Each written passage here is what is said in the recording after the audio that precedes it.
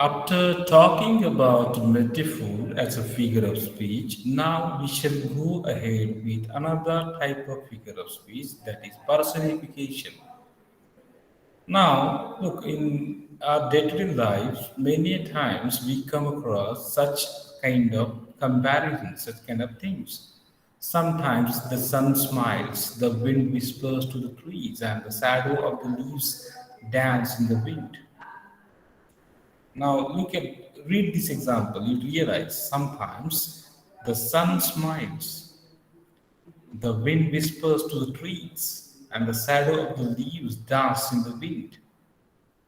In all these expressions, you will see that the sun cannot smile literally, the leaves cannot dance without legs, and the wind cannot whisper because it doesn't have a mouth. But what we do here, we apply human characteristics and create these metaphors. Of course, these are metaphors, but in these metaphors, we use personification. I already made it clear that metaphors are there in each and every language. In many of our expressions, we use metaphors.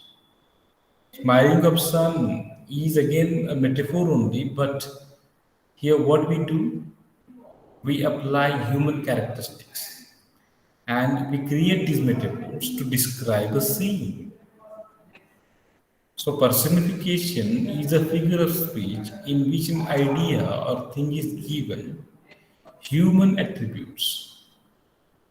For example, the sun is non-human thing, and the sun is made to smile. So, smiling is a human attribute or a feeling or feelings, and these particular entities, non-human objects, are spoken as if they were human beings. पंछी सुर में गाते हैं, भौरे गुनगुनाते हैं, घुंघरू बजाती है हवा. Can the bird sing? Singing is human quality, but we think that the bird is singing. पंछी सुर में गाते हैं लेकिन सुर में गाते हैं. They are not trained to sing in tune. The wind whispers. वारा हळवारपणे पुटपुटत आहे. दबल्या आवाजात बोलत आहे. Whispering is, uttering words unclearly. पुटपुटणे.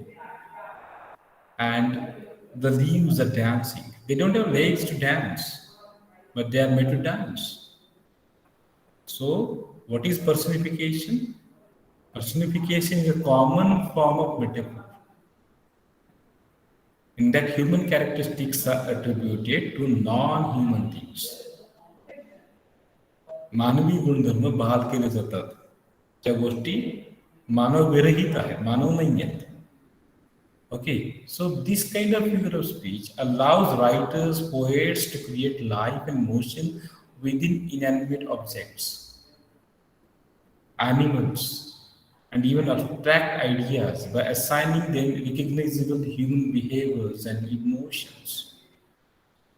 So, such kind of figure of speech gives the writer the power to create life and motion within inanimate, निर्जीव वस्तू असतील, प्राणी असतील किंवा अमूर्त संकल्पना असतील, abstract ideas. Okay, by giving them recognizable, we can easily see that sun is smiling, wind is whispering, and leaves are dancing. So these are recognizable human qualities, human behaviors and emotions. Okay, so when we are happy, then we smile. So the sun seems to be very happy.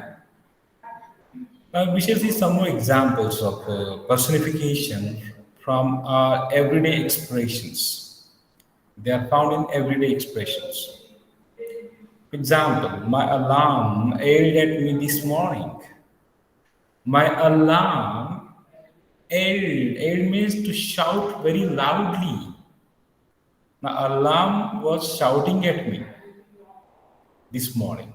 Now, alarm is an inanimate object and it rings when we set the timing and all. But here we imagine that this alarm is ailing at the person. I like onions. I like onions, but they don't like me. Okay. Now you can see here, I like onions, but they don't like me. So here, can human quality of hatred, dislike is attributed to the inanimate object, that is onion. Onion cannot dislike someone. But you understand the meaning. This is implied. We understand that he's when cutting onions, his eyes are full of tears. The sign on the door insulted my intelligence. The sign on the door. Can the sign on the door insult someone? Means the person was unable to read it, understand it. My phone is not cooperating with me today. Yesterday, internet was not cooperating with us. The connectivity was. Means we mean to say that there is no internet problem. Internet cannot cooperate. Only human beings can cooperate. That bus is driving too fast. Now, the driver drives the bus fast, not the bus itself. The bus is driving too fast. My heart danced when he walked in the room. Now, can the heart dance? Okay. So she became happy. That's what she want to suggest. She wants to suggest here. The hair on my arm stood after the performance. Okay. रोंगटे खड़े हो गए. Okay, रोंगटे खड़े होना. So that is the meaning here. रोंगटे, the hair on my arm stood after the performance. Why is your plant pouting in the corner? Now the plant is, your tree plant, it is pouting in the corner. Means human quality is attributed to every non-human thing, inanimate object, animal, etc. The wind is whispering outside. हवा बोल रही है. हवा कैसे बोल सकती है? Additionally, that picture says a lot. That picture talks a lot. How can the picture talk? Here, her eyes are not smiling at us. Now, can eyes smile at someone? We smile, but not eyes. Eyes cannot smile. So this is how we understand the use of personification in our everyday language. Now, some examples from literature we shall discuss here. Okay, examples of personification from literature and everyday speech. This is from science fiction. Science fiction novels were his constant companions. Books are my constant companions. Now, book is not a human thing. Or science fiction novels means a book only. Na? So, science fiction novels were his constant companions. त्याचे पुस्तक त्याचे सोबती होते. So here what we see, only a person or animal can be a companion. Books are just objects.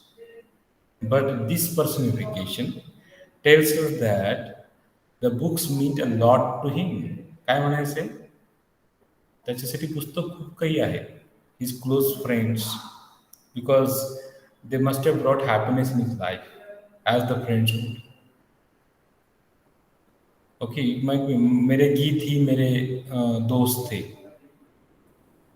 You must have heard these kind of lines. So this is personification. The tired old car cuffed and whizzed and crowded down the street. Now, what is seen in the description? This is the description of the old car. Can the car be tired? But it is imagined as if the car is an old man. So this kind of description, which is very common in literature, uses several human qualities to create a vivid image of a very old car for the reader.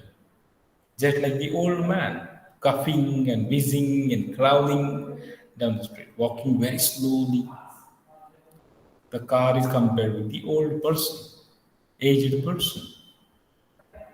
Another example is that piece of chocolate cake is calling my name. Okay, that piece of chocolate cake is calling my name. मला बोलवत आहे. आपण बोलतो बघ, बोलता बोलताच. ते गरमागरम जेवण मला आता बोलवत आहे. Okay. So chocolate cake doesn't have any ability to call after someone. Can it call? Can it talk? But this kind of usage in day-to-day life, which means an expression from day-to-day life, uses personification to express the feeling of desire and hunger. आता ना मला माझे पोटात कावळे ओरडत आहेत. We say. So that is the desire of hunger. So we say that whatever object we desire is calling our name. So we put characters feeling into the objects around him or her by using this kind of figure of speech literary technique. There is one more example from a poem, How Cruel is the Story of You by Stevie Smith. It is only a legend, you say.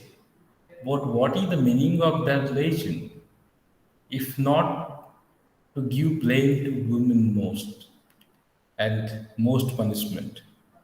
This is the meaning of a legend that colors all human thought.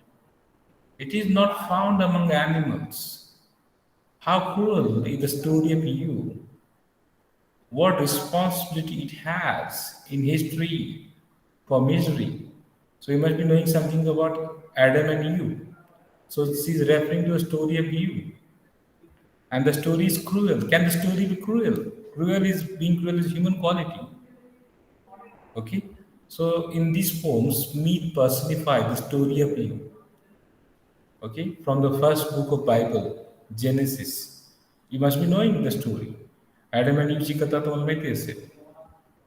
So here the poet attributes several human characteristics to the story, such as cruelty and responsibility. How cruel is the story of you? Now the story cannot be cruel.